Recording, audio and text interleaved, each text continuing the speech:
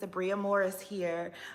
Today's mental investment, we're still reading out of Three Magic Words by U.S. Anderson. We're still reading in chapter 9 for immortality, and I'm just going to continue from where we were yesterday. Is there spirit communication? Not in the way we are accustomed to think. Those who have departed are no longer contained by the limitations of personality and ego and conscious mind, but have become one with immortal self. Yet, the knowledge of all things lies in the universal subconscious mind and may be revealed to conscious mind when a contact between the two is made. So it is that the seance is often witness to unexplainable phenomena, for the subconscious always responds to the conscious and nothing is impossible to it. Therefore, the conceptions we have of loved ones projected into the subconscious are capable of becoming manifest in the physical world. We see ghosts, faces, hear words, sometimes in the seance, sometimes without the seance, which bring the dead back with us for a moment. But this is always a physical projection of a conception held in mind and is just as often recorded of the living as of the dead. There is only one contact we make with the hereafter, and that is with the one immortal self which dwells there. It contains all knowledge, all love, all peace, and is the true being of everyone. There are not billions of personalities circulating through it willy-nilly. Such finiteness has been torn from it and left it pure and unadulterated and just one. Never the spirit was born. The spirit shall cease to be never. Never was time, it was not. End and beginnings are dreams. Birthless and deathless and changeless remaineth the spirit forever. Death have not touched it at all. Dead through the house of it, dead though the house of it seems. Bhagavad Gita. No punishment in the hereafter. It is one of the strange facts of history that the words of one of its most enlightened men, Jesus of Nazareth, have been misconstrued to saddle mankind with a vengeful God who vies with the devil for souls.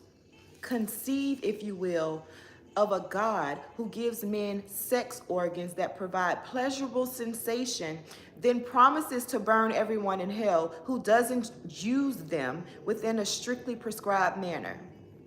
Conceive of a God who gives men eyes but still remains invisible to them, then threatens to burn everyone in hell who doesn't believe in him. Conceive of a God who made the devil and his fires because he knew in the first place that he would burn certain souls. A mighty unsavory fellow, this God, this figment of the Messianistic imagination. One cannot help but prefer his equally imaginative evil counterpart, the devil, who seems like a pretty jolly fellow after all, considering the very poor job he has been given. Immortality is not something to be won by good conduct, nor will good conduct send certain souls to heaven, nor bad conduct send others to hell. Only one self manifests throughout the universe, and it never punishes itself, nor rewards itself. It is eternal, and though it becomes a billion mortal things, its eternity is not touched. It passes into and out of myriad forms, but always remains one. Obviously, it neither sends itself to heaven nor sends itself to hell, for nothing exists outside of itself. Have no fear of hell. There is no such thing. There is only heaven, consciousness of the immortal self, which each of us shall eventually attain, whether it comes to us in life or not. And that's your choice. That is your choice. If you realize your heaven now while on earth, or you wait until you transpire and you go and become one with the universal subconscious mind or infinite intelligence or God again. If you allow yourself to be enlightened and realize that you are one with the creator of everything, you can have your heaven right now on earth. But if you refuse to believe that because you allow the ego and its separatedness to separate you from your divine self, then you will wait until you transpire from this lifetime until you realize your heaven. Every soul is saved.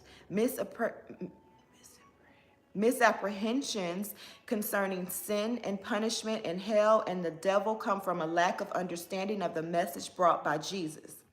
Jesus taught that the truth about each man lay in his spirit and not in the physical world. When he spoke of sin, he referred to errors of thinking, buried guilt, and the punishment he alluded to was the inevitable physical manifestation of such negative thinking.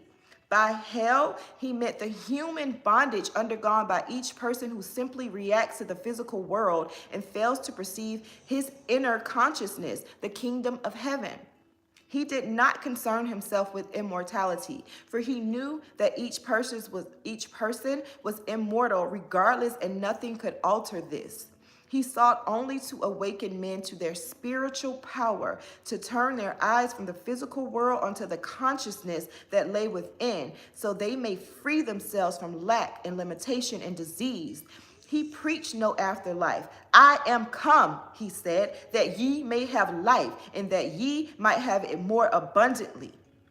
The immortality of all men was obvious to Jesus. He was primarily concerned because they did not know how to live. The very guilts and limitations which Jesus besought us to become free of have been adopted as dogma by many facets of society, and they have thrown mankind into deeper bondage than ever. We must come to realize that God is kind and just and loving and is in us. And there is no punishment in the hereafter, and every soul is saved.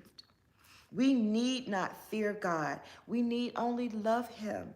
We need not supplicate for forgiveness before an altar, for God's altar is in our very selves. We are with him day and night. Religions and temples are built by man, but God's temple is man. And wherever we are always in a place of worship. We need only turn to the self that dwells within. The art of dying. Birth and death are the great transformations. The ego does not fear birth, for there is no ego at birth. But the ego indeed fears death. As long as we identify ourselves with the ego, the fear of death shall have its hold on us, and we shall regard it as a great calamity. But once we have freed ourselves of the ego and have perceived at the center of consciousness the immortal self, death will become an adventure, for by it we shall be freed of illusion, return to absolute truth, know as we are known, become united with God. Life is the medium through which the great self seeks to work out its purpose, and each of us as a part of that purpose has his appointed task and work. When these are fulfilled, it is time for us to return home once again, but not before. We got work to do. Though the hereafter may be a mightier existence than any known on earth, we nevertheless shall not return to it until we have worked through space and time in search of the knowledge that the great self is seeking through us. Our jobs are here in life, and we must do them before we depart. Many men poison their lives through fear of death. Since death is known to be inevitable for every man, it is indeed very strange that so little is known of the art of dying. For dying is an art, to be performed expertly or crudely according to our knowledge. To most men, death comes when the body has worn out and ceases to function, and is preceded by a period of time in which the body perceptibly begins to break down. As the hour of death approaches, the human soul has only two ways to turn: outward for solaces of the physical world, or inward toward the universal self. A painful death, violent and full of suffering, awaits him who turns toward the outer world, for he is prompted by the ego, which seeks to hold on to that which must be let go. Indeed, all that the ego needs for perpetuation, the memory, conscious intellect, animal faculties, the functions of the bodily organs, are gradually being wrested away, sinking into lethargy, ceasing to function, and the ego becomes confused, terror-stricken, full of panic. There is no escape for the hounded little I. It is doom upon, it is doom, its doom is upon it. There is no escape for the hounded little I of the ego. Its doom is upon it. The very material world which is responsible for its existence is gradually fading away. He who identifies himself with ego undergoes a confused and suffering transformation. But he who has glimpsed the greater self takes death calmly.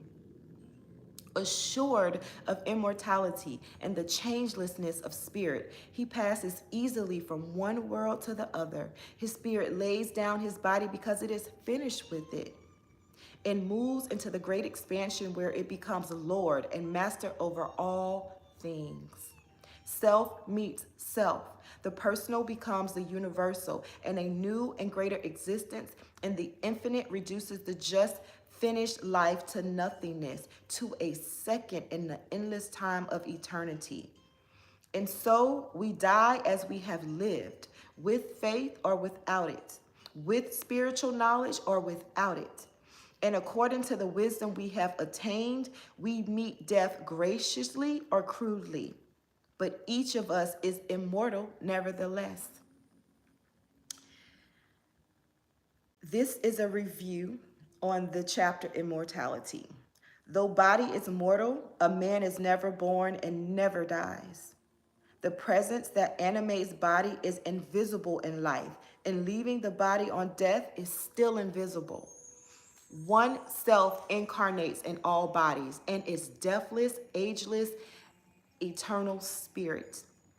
Ego shuts us away from this knowledge of self. Ego deludes us into believing it is I. The death of the ego must precede awareness of universal self. Ego is as mortal as the body, and at death, we all become universal self. He who banishes ego during his life achieves power, for he moves with God.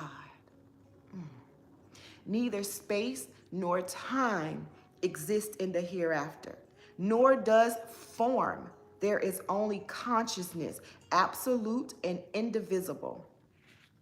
Body is merely used by immortal spirit as an expression of an idea. It is not self, is but the tiniest expression of self. The self enters into each body and becomes different according to what it enters, but upon leaving becomes infinite and absolute and only one. There is no reincarnation for the ego, but constant reincarnation for the self. There is only one form of spirit communication, and that is contact between conscious mind and universal subconscious mind. All men are immortal. There is no hell, no punishment. All men are immortal. There is no hell and no punishment in the hereafter. Jesus taught that the power of immortal being could be used in life. You don't have to wait until you transition to use your power. He who perceives self in self will find death as an easy transformation. There is an answer to every question, a solution to every mystery, a key for every lock. Throughout this book, we have prepared for the final revelation. Now it is upon us. Every chapter, they end with a meditation, and it's really, really good. So I'm going to read it. This is the 11th meditation for the 11th chapter, which is on immortality. I know that I am pure spirit, deathless, birthless, changeless, and eternal. I am not body. I am not conscious mind. I am not ego. I am self. I am sense of self only. Consciousness, awareness, unadulterated being. The presence that animates all life is within me. Is altogether the real me. I am using my body for a purpose, as an expression of an idea. When the idea is fully expressed through my work and my mission, I shall return again to unity with universal self, leaving body and ego behind. I do not confuse my body and my ego with what I truly am. My body is simply an instrument for my expression, and my ego is simply memory of physical experience. Returning to infinity and unity, I shall need neither body nor ego. I am free of the domination of the ego. It is not my true self. It is simply an illusion necessary to finiteness and the perception of space and time. I turn away from the ego, withdraw into the depths of my being, to the immortal consciousness that lies within. Here in this magic center, my word is law. I need only speak it with faith and conviction, and it will manifest in my life. I am calm and serene, sure and unfaltering, for my roots are in eternity. All the things of life shall change and pass away, but I shall never pass away. For wherever life is, I shall be one with the universal subconscious mind. I need not strive or strain to attain immortality, nor fear punishment, nor aspire for reward. The kingdom of heaven awaits all, the wise, the foolish, the sinner, and the saint. For we are all one in reality, clothed in different forms in this moment of incarnation. I do not fear death, for by it I attain the consciousness of higher self. Neither do I invite death, for it must wait until my work is done. I forsake the ego, perceive self in self, see the majesty, the grandeur, the immortality of the power that dwells within. Ashe. I hope that has been helpful to you. And just thinking about what happens, after we die or after a person transitions, what happens? And how do we live our lives now, preparing for death? It's really not to prepare for death. When you die, when you transition, we all will go back to being one with the immortal self, with the universal self-conscious mind, with primordial energy. All of us, regardless of how we've lived this incarnation, the difference in how we live this incarnation, where that shows up for us, is how we live this life. Based off where we're vibrating from, what thoughts we have, what beliefs we believe in and are convicted of, determines if we live a hell or heaven on earth now. And the power in that is that you can change it. You don't have to accept anything. Nothing is impossible to you unless you are limited by your ego. But you now know that your ego, you are bigger than your ego. Your ego is such a finite part of you. You weren't even born with it. You won't die with it. It will stay here with your body. You are so much bigger. You are so much more powerful than your ego. Take the time to get to know your true God self. Do not rely on what you've been told. Go by what you feel. Allow yourself to expand your consciousness. Allow things that resonate with you to go down. Digest it. Do not force it. Do not deflect it because it does not align with what you've learned and what you grew up knowing. Right now, I want you to acknowledge that what was passed down to us may not have been facts. It was just something someone truly believed. And when you truly believe something, that is true for you. And that is the reality that you will see. So even though we have beliefs that aren't based on facts, if they are beneficial for you, you still can live a beneficial life because it's true for you. But if you have facts and beliefs that are guiding and dictating how you live your life now, that are not beneficial, that keep you in lack and scarcity and within operating within limited beliefs, feeling that because you are you, you can't do. No, no, no. That is not who you are meant to be. We have a job. We have a purpose. That is why we have incarnated, because self is trying to experience itself through us.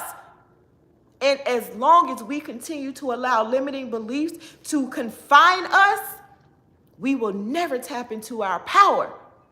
We will never tap into the power of being able to instantly manifest what you say you desire. You have the power to do that. You have to wait on no one. The same spirit, the same energy that created everything is in you and was given to you to create. What are you going to do with it? Now, this is not just something that you turn on. I'm about to be 46, 47, one of them. But it took this long to get, and I just started this journey 5 years ago. Going on 5 years. So it took, 42, 41 years to get that I had been living and basing my decisions off of these beliefs, old limiting beliefs that I had to reprogram through repetition, through intention, consciously, because I didn't choose to believe that anymore. I felt limited. I felt confined, and I didn't understand it, but I knew I wasn't with it. I knew I felt this fire in me, burning to get out, burning to be released. I know there's people waiting on me, and I knew I had to get in position so I could feel good about my life. The material shit I got, not all the material shit I need, but more than enough to be comfortable. But that's the problem. When you get comfortable in life, that's your safe zone.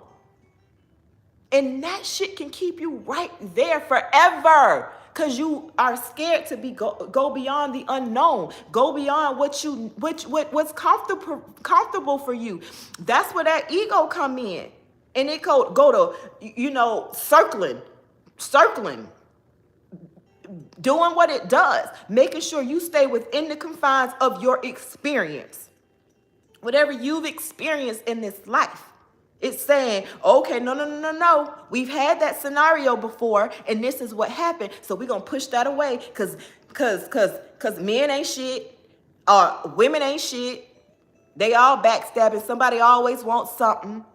That's how you feel, because that is a limiting belief. That is a paradigm, a belief that's stuck deep down in your subconscious mind based off of a previous experience that you've had with men or a man, women or a woman. You see what I'm saying? It doesn't have to be multiple. It could be one situation that was so traumatic for you that it locked that belief in your subconscious. You don't even know it's there. But that is the reason why you respond to how you respond in certain situations. Now that we are becoming to a point of awareness, we're expanding our consciousness. We're able to see more things. When you expand your consciousness, your neural networks, you create additional neural networks for information to flow bidirectionally, both ways to you, from your spirit to you, from you to your spirit, additional ways. That is how you expand your consciousness. So now I'm aware of this. I was first aware of just the biblical story of origin, of life, of creation, of creation. Now that I continue to study, in that fire, that gap that was within me, is it continued to burn and would not let me rest When I started to go seek out what it was, my consciousness was expanded. And then I learned about the Big Bang Theory. I learned about infinite intelligence. I learned that there was more than one virgin birth. I learned that half of the biblical stories came about before Jesus was even born. You know, so I had no idea. I had no choice, but I did have a choice. I could have refused all of that because that ain't line up with what I was raised believing or what I've heard the masses speak of. But I chose not to do that because it didn't sit with me. It did not make sense. And if it doesn't make sense, how am I to follow it? How am I to lean into it? There were too many times when I called on Jesus and nothing happened. And then there were so many times that I called on Jesus, the blood of Jesus, and so many things did happen. Why? I understand now the difference. Jesus is a consciousness, is Christ consciousness. And there was something in me innately that knew when I was really in a situation and when I truly, truly called out, I knew just intuitively how to reach that. But I didn't know how to do it intentionally and so that I can consistently get the results that I'm looking for. And that did not sit well with me, which caused me to go on this journey, which was a part of a reason why I went on this journey. I was looking for control of my life. I wanted to be sure that who I was worshiping was my God. And over this journey, I've realized that I am to worship no one but my internal spirits, my God self, because that is who responds. That is the receiver and the giver of all things. Infinite intelligence is a energy, a source. I do not believe that there's a higher being sitting in the sky, in space, looking at each of us, looking to judge us. Oh, you didn't give that homeless man any food and you had the money. To hell and burning forever you will. Like, that just doesn't even make sense to me. But that is what so many people live their life off, based off fear. So they're not moving out of genuineness, out of this authenticity. They're moving out of fear. And you will never win when you're moving out of fear. Because when you're moving out of fear, you're saying you are expecting the outcome to be undesirable. When you're moving out of faith, you're saying you're expecting the outcome to be desirable. You get to choose that. No one else chooses that. You can allow to have your previous experience influence that, but you don't have to.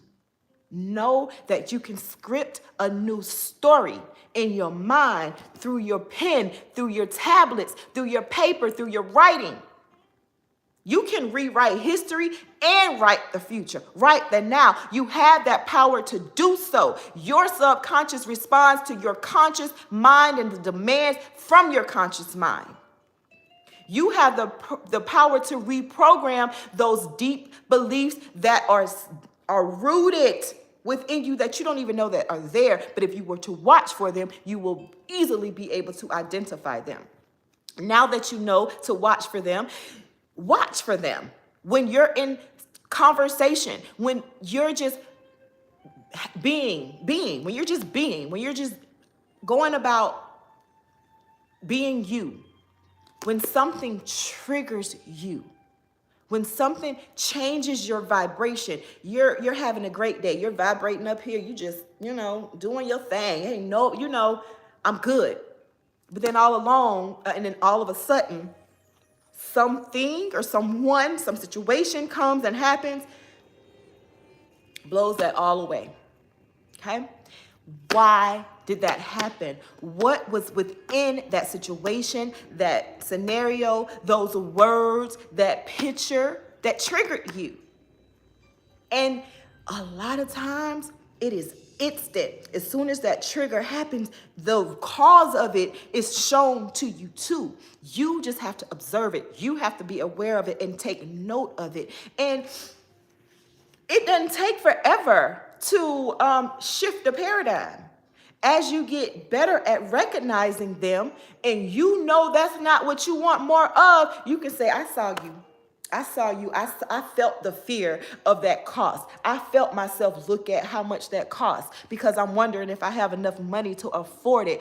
As soon as you feel that, as soon as that comes up, you may not be able to get that thing at the moment, but what you need to tell your subconscious mind and walk away with is that I have access to all divine resources. Abundance flows through me. I am abundant. Anything I say, want, desire, and need, I have. I have everything I need, everything I want. Only thing I have to do, tell yourself and act as if you got it. Even if you need to put it in your buggy until you get close to the until you get to the rack. Put it in your buggy and leave it on that back where it don't go on the belt. Tell your subconscious mind, you got to take action. You have to do something to change some things. If you're not satisfied with where you are, and that action is different for everyone because we're all in different places. But try something. You got to try something to see what works for you. But what I will tell you will work and does work is the reprogramming of your mind, the reprogramming of your subconscious mind, of your paradigms, of your beliefs. Take the time to note what triggers you, what drops your vibration, what have you go from feeling good to feeling low, sad, hurt, angry, frustrated, irritated. Those are all low vibrational feelings. But when you feel happy, pleasure, joy, content, peace, love, prosperity, those are all high vibrating emotions and feelings. Whenever you do feel low, instantly flip that to something. If you are in the middle of something that you just have to do, say you're at work, you're in a meeting, you don't want to be there. You don't want to be there. You don't like these people. They don't appreciate you. Now, for one, if that's how you feel, that's why it's that way, because that's how you see it. And what you see is what you get. Okay? So if you start seeing that these people appreciate me, they see my genius, then you'll start seeing people appreciate you. It starts with you, love. It starts with you. But I'm trying to remember where I was going. It was another point I was making and I'm sort of forgetting. But I am wrapping up. I just want us to realize the power that we have. We don't have to settle for anything in this life.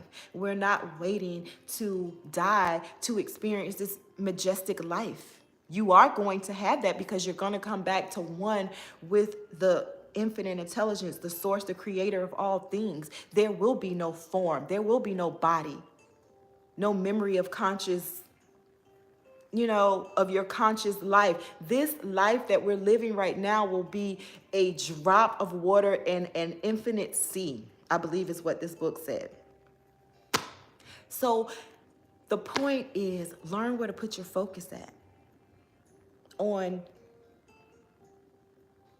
tapping into your inner God self, on recognizing what that energy feels like, realizing and learning how to wield it, how to utilize it, and reprogramming all of the limiting beliefs. Don't allow society, your parents who did the best that they could, nothing, your economic standing, don't allow any of that to decide what's next for you. You get to choose. What are you going to choose?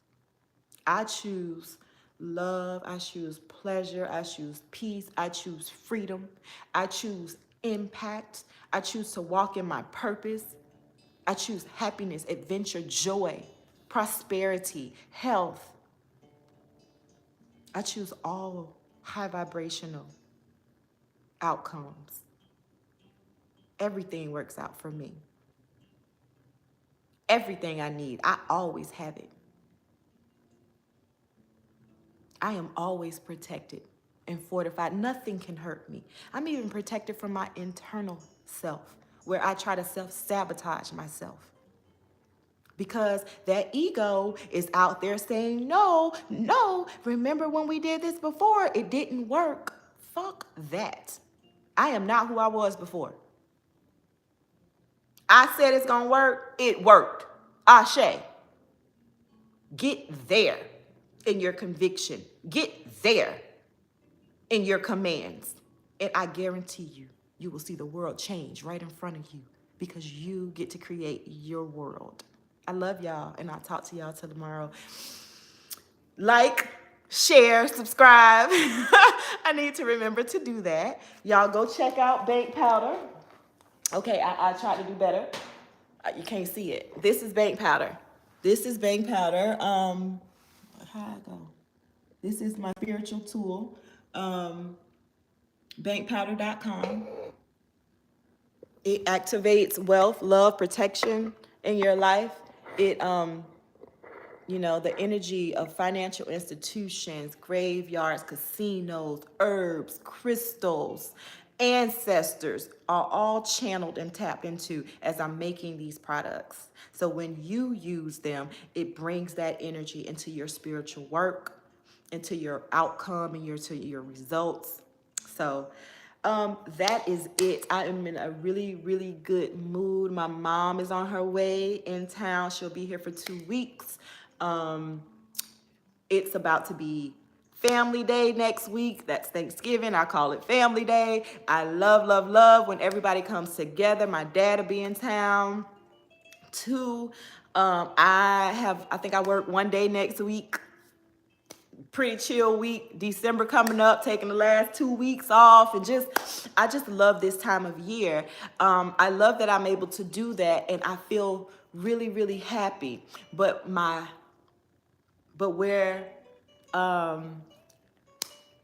that would be settling for me to stay there and be okay with that.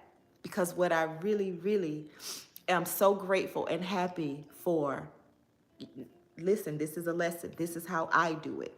I am so grateful and happy now that I have the freedom to go, come, do as I please any day, every day, because I am self-sufficient. I am an entrepreneur with a multi-million-dollar business that supports me, future generations, and my community. I am operating within my purpose, and I am impacting people to where they are able to tap into their true power and enact change in their lives and the lives of their families and their bloodlines. Yes, yes, yes. All right. Love y'all, and I'll see you guys tomorrow.